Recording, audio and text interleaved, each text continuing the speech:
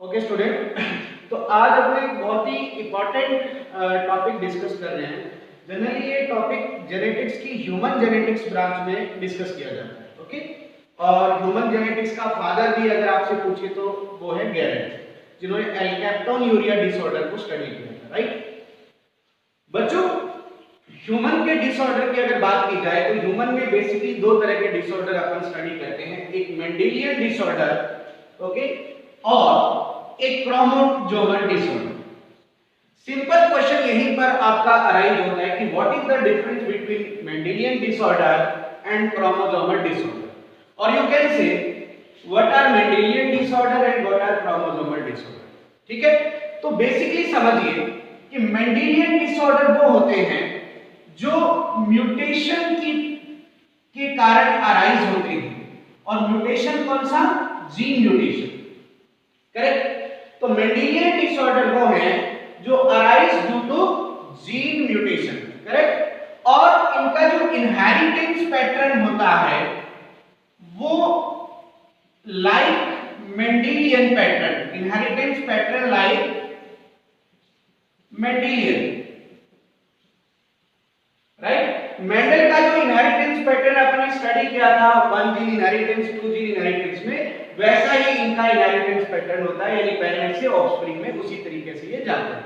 Correct, अब अगर अपन बात क्रोमोसोमल डिसऑर्डर की करें तो क्रोमोसोमल डिसऑर्डर आते हैं बच्चों due to non disjunction of chromosome, due to non disjunction of chromosome.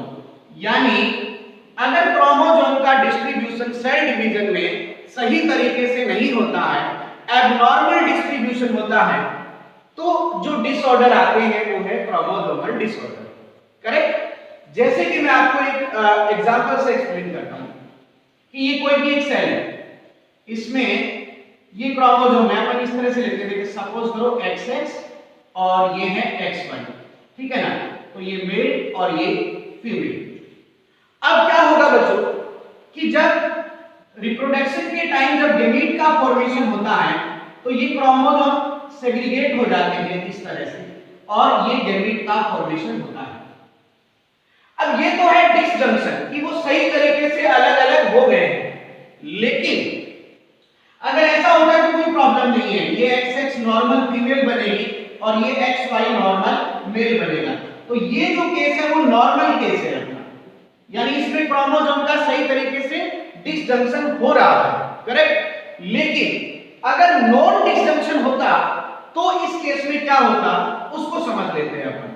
अगर यहां नॉन डिसजंक्शन होता तो कुछ इस तरह का सीन हो सकता था कि X और X अलग नहीं हुए, तो ये केस कुछ ऐसा हो सकता था कि ये इस तरह से फॉर्मेशन हो जाता, और यहां पर मान लो डिसजंक्शन है तो ये X और ये Y ये अलग होगा। लेकिन जब ये फ्यूजन होगा, सपोज करो कि ये फ्यूजन हुआ, तो केस ये बन गया। क्या ये नॉर्मल मेल है? ये नॉर्मल मेल नहीं है, ये डिसऑर्डर है जिसको बोलते हैं क्लाइनफेल्टर सिंड्रोम। राइट, तो अब बताइए कि ये जो डिसऑर्डर है वो किस वजह से आया? इस डिसऑर्डर का कारण था non disjunction of chromosome. Correct, तो नंबर ऑफ क्रोमोसोम इसमें इंक्रीजेज हो जाते हैं, या कुछ ऐसे होंगे जिसमें नंबर ऑफ क्रोमोसोम डिक्रीज हो जाएंगे, लाइक दैट कि ये X है और यहां पे कोई भी क्रोमोसोम नहीं है, तो फिर इस केस में इनके फ्यूजन होने से ये केस बनेगा, ये 0 है। तो यहां भी क्रोमोसोम कम हो गए, तो ये नॉर्मल फीमेल नहीं है, ये डिसऑर्डर है जिसको बोलते हैं टर्नर सिंड्रोम। करेक्ट, तो अब आपने इस एक एग्जांपल से ये समझ लिया है कि अगर क्रोमोसोम का सही तरीके से डिसजंक्शन नहीं होता है तो फिर जो डिसऑर्डर आते हैं इनको बोलते हैं क्रोमोसोमल डिसऑर्डर। राइट, यानी ये क्रोमोसोम म्यूटेशन से अराइज होते हैं। तो मैं इसको आपको इस तरह से बता सकता हूं कि ये जो क्रोमोसोमल डिसऑर्डर है, इनका इनहेरिटेंस पैटर्न जो होता है वो do not like Mendelian pattern, यानी मेंडल के हिसाब से इनका इनहेरिटेंस नहीं आप स्टडी कर सकते। मतलब आपके सिलेबस में एक टॉपिक है पेडिग्री एनालिसिस। पेडिग्री एनालिसिस क्या होता है कि किसी भी डिसऑर्डर का फैमिली के अंदर काफी इयर्स का मतलब ग्रैंडफादर से पेरेंट्स में, पेरेंट्स से ऑफस्प्रिंग में, फिर आगे ऑफस्प्रिंग के ऑफस्प्रिंग में डिसऑर्डर का इनहेरिटेंस स्टडी करना पेडिग्री एनालिसिस होता है, यानी इसे फैमिली ट्री भी बोलते हैं। तो जो मेंडेलियन डिसऑर्डर है उनका पेडिग्री एनालिसिस किया जा सकता है, मतलब उनका इनहेरिटेंस पैटर्न स्टडी किया जा सकता है, जबकि क्रोमोसोमल डिसऑर्डर का इनहेरिटेंस पैटर्न स्टडी नहीं होगा, यानी इनका पेडिग्री एनालिसिस नहीं बनाया जा सकता है। करेक्ट? तो मोटे तौर पर आप समझ गए हैं बच्चों कि क्रोमोसोमल डिसऑर्डर वो हैं जो नॉन डिस्जंक्शन से बनते हैं, इनका इनहेरिटेंस मेंडेलियन पैटर्न के अकॉर्डिंग नहीं होता है, इनका पेडिग्री एनालिसिस भी नहीं किया जा सकता है, जबकि मेंडेलियन डिसऑर्डर वो हैं जो due to gene mutation arise होते हैं और इनका इनहेरिटेंस पैटर्न भी लाइक मेंडेलियन पैटर्न है, यानी मेंडल के पैटर्न के अकॉर्डिंग ही है। Correct? Now we give here some important example. There are many Mendelian disorder and chromosomal disorder, but अपन यहाँ पर आपके एनसीईआरटी टेक्स्ट बुक के एग्जांपल जो है वो स्टडी करेंगे। तो इसमें आपके एनसीईआरटी में डिस्कस कर रखा है haemophilia, colour blindness, okay, sickle cell anaemia,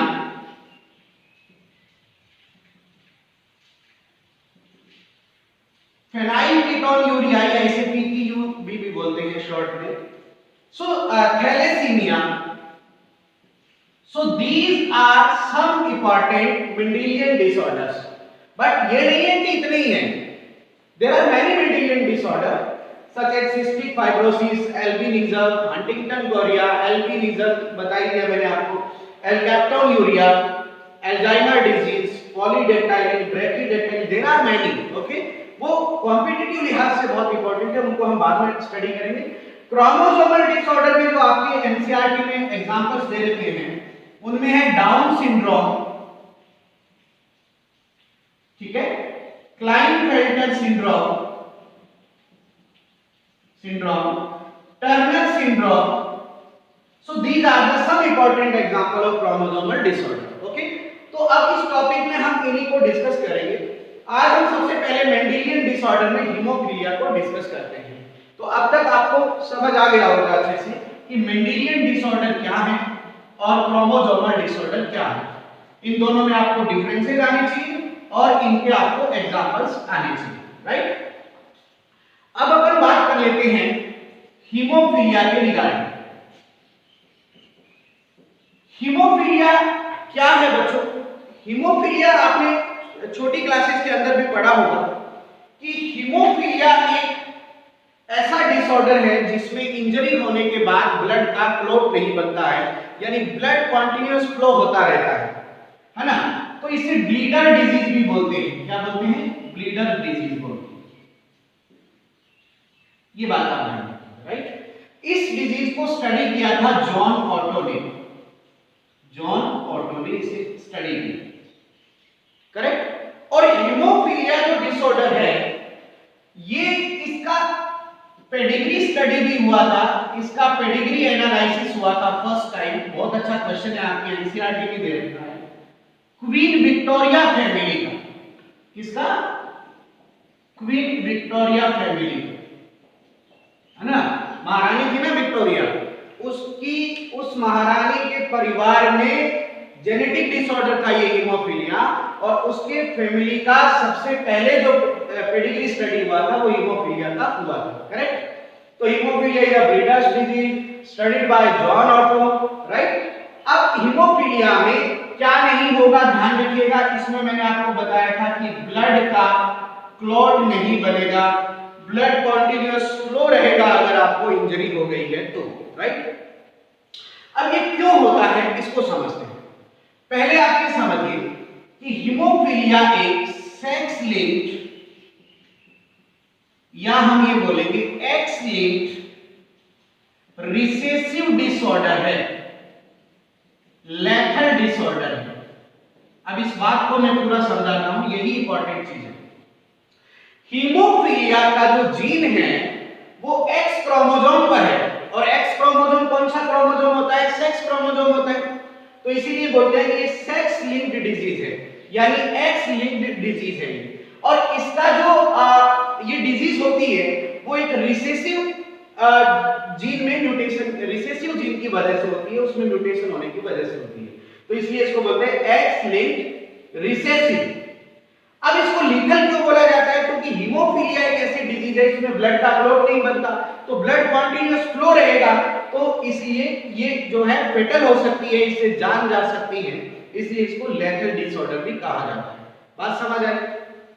अगली बात देखिए, हीमोफीलिया की अगर हम बात करें तो ये क्यों होती है समझिएगा, कि अगर मैं बात करूं कि जो हमारा ब्लड है उसकी ब्लड की जो क्लॉटिंग है वो प्रोटीन फैक्टर की वजह से होती है। ब्लड की क्लॉटिंग किसकी वजह से होती है? प्रोटीन फैक्टर्स की वजह से होती है ना? आपने जो 11th में सर्कुलेशन वाले चैप्टर में स्टडी किया होगा कि आप लगभग 13 प्रोटीन फैक्टर हैं जो नेसेसरी है ब्लड की क्लॉटिंग के लिए।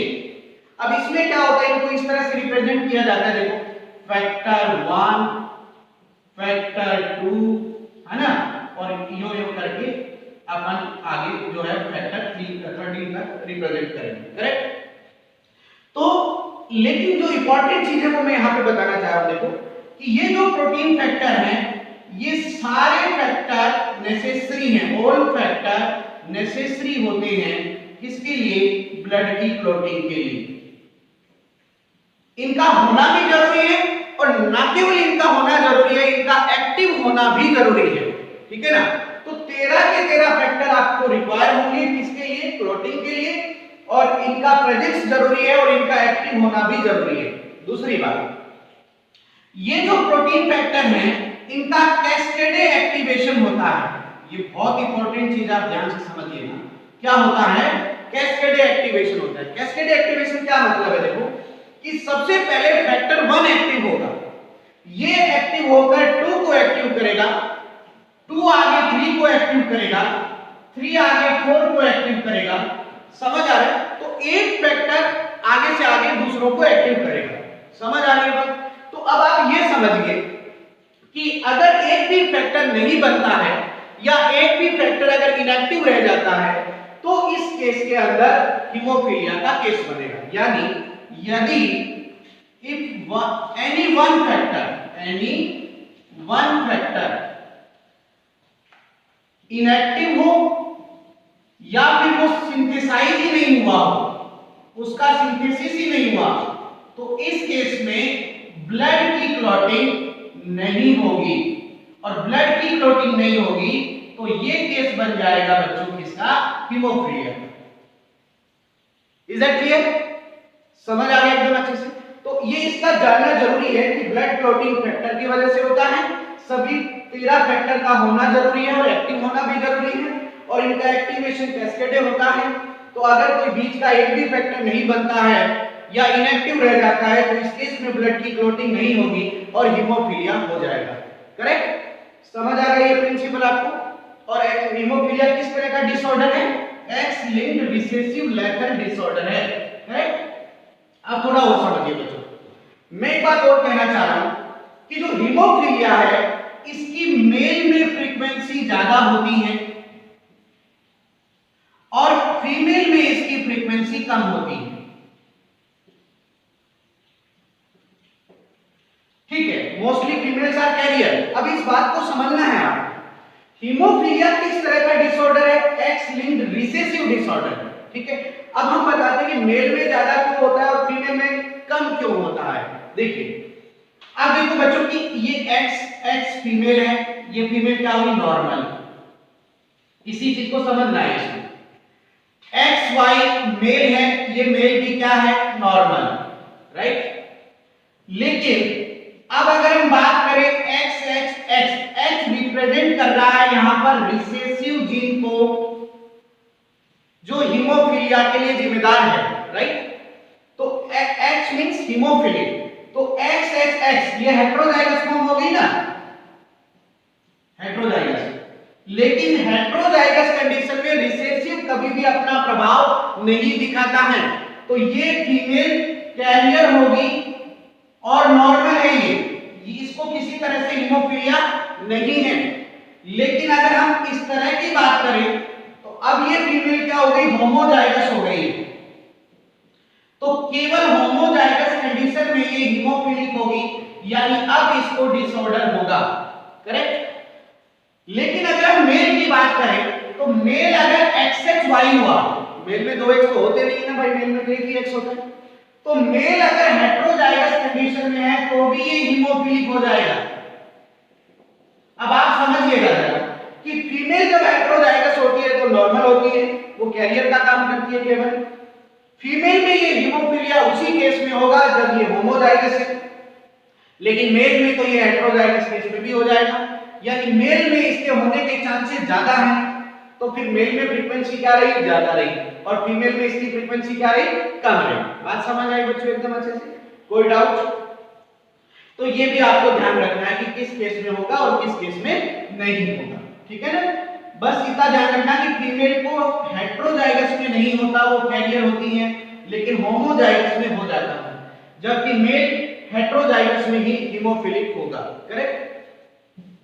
अब देखो बेटा, वैसे तो हीमोफिलिया 3 टाइप का स्टडी करते हैं, हीमोफिलिया फर्स्ट, हीमोफिलिया सेकंड और हीमोफिलिया थर्ड, राइट। लेकिन अभी आपको मैं सीबीएसई पॉइंट ऑफ व्यू से इतना ही बताऊंगा, और एक इसमें इंपॉर्टेंट चीज बताऊंगा जो क्वेश्चंस आ जाते हैं, राइट। देखिए आपको एक क्वेश्चन दिया गया है कि एक नॉर्मल फीमेल है, नॉर्मल फीमेल है, बट हीमोफिलिक मेल है, ठीक है। इन दोनों का क्रॉस हो जाता है और बनने वाली ऑफस्प्रिंग जो है उसमें फीमेल भी हीमोफिलिक है और मेल भी हीमोफिलिक है। तो आपको पेरेंट का जीनोटाइप बताना है कि पेरेंट कैसे हैं, राइट। अब इस केस में आप समझिए कि मैं नॉर्मल फीमेल को ये कंसीडर कर लूं XX, ये XX नॉर्मल फीमेल होगी, हीमोफिलिक मेल तो यही रहेगा XHY। मैंने क्वेश्चन में ये कहा है कि इनमें कुछ फीमेल ऐसी हैं जो हीमोफिलिक है और मेल भी हीमोफिलिक है। अब एक बात बताओ कि इस केस में अगर हम क्रॉस कराते हैं तो देखो XHX, XHX है ना, XY और XY। अब ये अगर हम जीनोटाइप कंसीडर करें तो ना ही तो कोई फीमेल हीमोफिलिक हो रही है, ना ही कोई मेल हीमोफिलिक हो रहा है, राइट।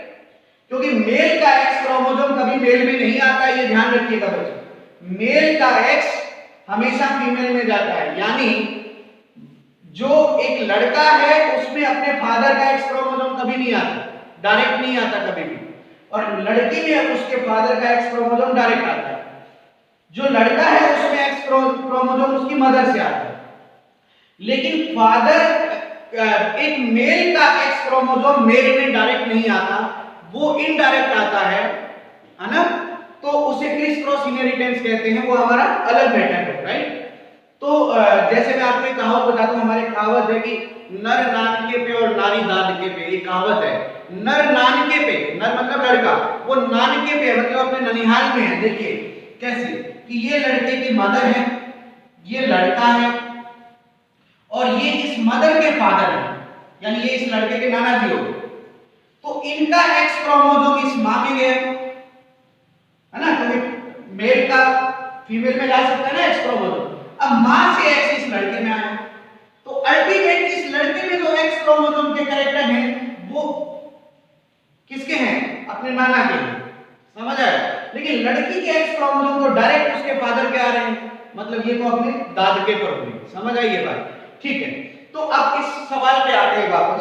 तो इस सवाल में आप ये बताइए, क्या ये केस हो सकता है? नहीं हो सकता, ये तो सब नॉर्मल नजर आ रहे हैं। लेकिन अगर हम इस केस को कुछ ऐसा कंसीडर कर लें कि फीमेल को हम कैरियर ले लें, वो नॉर्मल तो है, वो हीमोफिलिक थोड़ी है, लेकिन वो कैरियर केस में है। तो अगर हम कैरियर केस कंसीडर करें तो क्या हो सकता है, XHXH है ना, ये वाला देखो।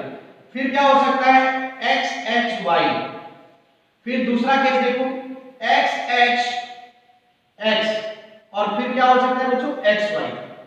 ये देखो मेल हीमोफिलिक भी आ गया, फीमेल हीमोफिलिक भी आ गई, हालांकि नॉर्मल भी है लेकिन हीमोफिलिक का केस तो बन गया ना। इसका मतलब जो पेरेंट का जीनोटाइप है वो फीमेल का रहेगा ये और मेल का रहेगा ये, करेक्ट। तो इस तरह का क्वेश्चन भी आ सकता है, इसको आपको सॉल्व करना है ना। इसमें पूरा मेंडल वाला पैटर्न आपको फॉलो करना है, ठीक है। अब इसी तरह आपको ये बोल दिया जाए, मैं क्वेश्चन प्रैक्टिस करवा देता हूं। इसी तरह आपको ये बोल दिया जाए कि एक आपको ये क्वेश्चन है कि एक कैरियर फीमेल है और एक नॉर्मल मेल है, नॉर्मल मेल है और कैरियर फीमेल है, तो बताइए ऑफस्प्रिंग में हीमोफिलिया का रेशियो आपको फाइंड आउट करना है। तो देखिए कोई दिक्कत नहीं है, XHX XHY XX और XY। नाउ रिजल्ट इज, अगर हम इस केस को देखें तो देखिए आप 50% जो मेल थे उनमें अगर देखा जाए तो 50% मेल के अंदर 25 मेल को हीमोफिलिया और 25 नॉर्मल है, वही 25 फीमेल नॉर्मल है और 25 कैरियर है। लैंग्वेज का ध्यान रखिएगा, आपको अगर क्वेश्चन वाला ये दे रहा है कि आउट ऑफ मेल कितने मेल हीमोफिलिक है, आउट ऑफ मेल बताना है आपको, तो इस मेल को आप 100% मानेंगे दोनों को, फिर ये बताइए कि 50% male are hemophilic and 50% male are normal. तो ये क्वेश्चन सिर्फ लैंग्वेज का खेल है, तो आपको कैसे करना है, करेक्ट। तो मैंने प्रैक्टिस आपको दोनों तरीके से करा दी है, तो इसको आप ध्यान रखें। तो ये बेसिक हमने हीमोफिलिया को आज डिस्कस किया। अब हम इसी तरह का एक डिसऑर्डर और लेते हैं, लास्ट आज की क्लास का लास्ट टॉपिक लेंगे हम, बाकी बाद में पढ़ेंगे। एक डिसऑर्डर और लेते हैं, वो है कलर ब्लाइंडनेस। तो आज इन दो एग्जांपल से मैं आपको एक्स लिंक्ड डिसऑर्डर करा दूंगा ना, कलर ब्लाइंडनेस। अब ये जो कलर ब्लाइंडनेस है बच्चों, ये भी सेक्स लिंक्ड रिसेसिव डिसऑर्डर है। क्या है ये? Sex linked recessive disorder. तो आप अपने आप समझिए, सेक्स लिंक्ड मतलब ये एक्स क्रोमोसोम का रिसेसिव जीन का डिसऑर्डर है, ठीक है। अब बेटा एक इंपॉर्टेंट क्वेश्चन बताना, what is the difference between haemophilia and colour blindness. Haemophilia में आपने देखा था, मैंने एक बात लिखी थी कि x linked recessive lethal disorder था, वो लीथल था, ये लीथल नहीं है। मतलब उसमें ब्लड का क्लॉट नहीं बन रहा था, तो उसमें आपके जीवन को खतरा था। इसमें आपको कलर नहीं दिखेंगे तो आपका कोई जीवन थोड़ी चला जाएगा, मतलब ये लीथल नहीं है और वो क्या था, लीथल था। ये इन दोनों में फर्क है, आपको ये ध्यान रखना है, करेक्ट। अब ये क्या चीज है कलर ब्लाइंडनेस, इसको समझिएगा पहले, बाकी हम बाद में इसको डिस्कस करते हैं। देखिए बच्चों कि हमारी जो आई होती है, आई स्ट्रक्चर आपने 11th में पढ़ा था। आई में एक स्ट्रक्चर होती है कोन। क्या होती है? कोन। तो जो कोन है, रोड और कोन सेल होती है आई में, आपने पढ़ा होगा। तो जो हमें कलर का विजन या जो है ब्राइट लाइट विजन जो होता है वो किसकी वजह से होता है? कोन की वजह से। और हमारी आई में तीन मुख्य कोन हैं, एक है इरिथ्रोलॉब, एक है साइनोलॉब और एक है क्लोरोलॉब, राइट। इरिथ्रोलॉब, इरिथ्रोसाइट यानी रेड, इससे हमें रेड कलर का विजन होता है। साइनोलॉब, इससे हमें ब्लू कलर का विजन होता है। और क्लोरोलॉब, इससे हमें ग्रीन कलर का विजन होता है। मतलब ये तीन हमारे प्राइमरी कलर है। हमारी आई वास्तव में तीन कलर को ही देखती है, रेड, ब्लू और ग्रीन। बाकी जो इस संसार में हमें कलर दिख रहे हैं वो इन तीनों की रिएक्शन का परिणाम होता है। और अगर हमारी आई पर सेम इंटेंसिटी की लाइट अगर आ जाती है तो फिर हमें व्हाइट कलर का विजन बनता है। क्लियर हुआ? तो इस बात को आपको ध्यान रखना। अब देखिए बच्चों कि कलर ब्लाइंडनेस के केस में अगर जीन के अंदर कोई डिफेक्ट होता है तो या तो इरिथ्रोलॉब में डिफेक्ट हो जाएगा या साइनोलॉब में या क्लोरोलॉब में। देखिए अगर इस लॉब में कोई डिफेक्ट होता है तो हमें एक डिसऑर्डर हो जाता है प्रोटोनोपिया। इसमें अगर कोई डिसऑर्डर होगा तो हमें होगा ट्राइटोनोपिया, और इसमें होगा तो फिर हमें हो जाएगा ड्यूटेरोनोपिया या ड्यूटोनोपिया भी बोलते हैं। तो प्रोटोनोपिया क्या है? प्रोटोनोपिया वो कलर ब्लाइंडनेस डिसऑर्डर है जिसमें हमें रेड कलर का विजन नहीं बनता। इसमें ट्राइटोनोपिया में ब्लू कलर का विजन नहीं बनेगा और ड्यूटेरोनोपिया में ग्रीन कलर का विजन नहीं बनेगा। बात समझ आ गई? तो ये जो डिसऑर्डर है वो लॉग में डिफेक्ट होने की वजह से होता है, और लॉग में डिफेक्ट किस वजह से होता है?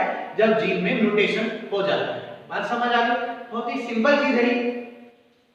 अब देखो बच्चों, कलर ब्लाइंडनेस के अंदर भी उसी तरह से क्वेश्चन आएंगे जिस तरह के क्वेश्चन आपको अभी हीमोफीलिया में मैंने बताए थे। लाइक इसकी फ्रीक्वेंसी भी मेल में ज्यादा है, यानी मेल में इसके होने के चांसेस ज्यादा होते हैं, और फीमेल में इसकी फ्रीक्वेंसी कम होती है। क्लियर हुआ? अब वही कारण है ना, कम क्यों होती है? वही एक्स क्रोमोसोम वाला केस है और ये रिसेसिव डिसऑर्डर है। अगर ये डोमिनेंट डिसऑर्डर होता तो फ्रीक्वेंसी बराबर होती है दोनों में। डोमिनेंट डिसऑर्डर की फ्रीक्वेंसी मेल और फीमेल में बराबर होती है, राइट? लेकिन ये डिसऑर्डर कौन सा है? रिसेसिव। अब वही देखिए केस ये में कि ये फीमेल नॉर्मल, राइट, ये फीमेल जो है हेटेरोजाइगस वाली कैरियर, यानी सी रिप्रेजेंट किया है, सी रिप्रेजेंट टू कलर ब्लाइंडनेस। अब ये होमोजाइगस के केस में ये कलर ब्लाइंड होगी, ठीक है, और XY नॉर्मल, XCY ये कलर ब्लाइंड होगा। सेम बच्चों, देखो मैंने हीमोफीलिया में इतना टाइम इसलिए दिया था आपको कि अगर आपको हीमोफीलिया के क्वेश्चन आते हैं तो आप कलर ब्लाइंडनेस के क्वेश्चन आसानी से कर सकते हैं, क्योंकि सेम पैटर्न है लाइक हीमोफीलिया। बस आपको H की जगह C लगाना है, बाकी सेम चीजें हैं। तो उसी तरह आपको क्वेश्चन प्रैक्टिस करनी है ना। मेजर क्वेश्चन, एक पर्सन कलर ब्लाइंड है कि नहीं ये कैसे पता लगाएगा डॉक्टर? डायग्नोज कैसे करेगा? तो इसके लिए एक कार्ड आता है जिसको बोलते हैं इशिहारा कार्ड। क्या आता है? Ishihara card, correct. और अगर कार्ड से डिटेक्ट नहीं कर रहे हैं तो फिर एक इंस्ट्रूमेंट आता है एनोमेलोस्कोप।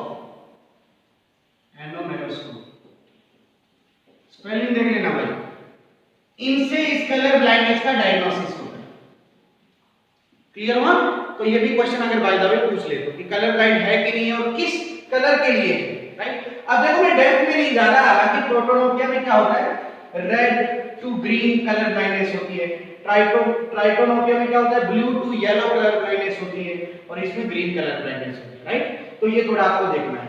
तो आज के लिए बेटा इतना ही, इसकी आप एक्सरसाइज करना, नोट्स आपको दे दिए जाएंगे, बाकी हम कल डिस्कस करेंगे। Thank you very much.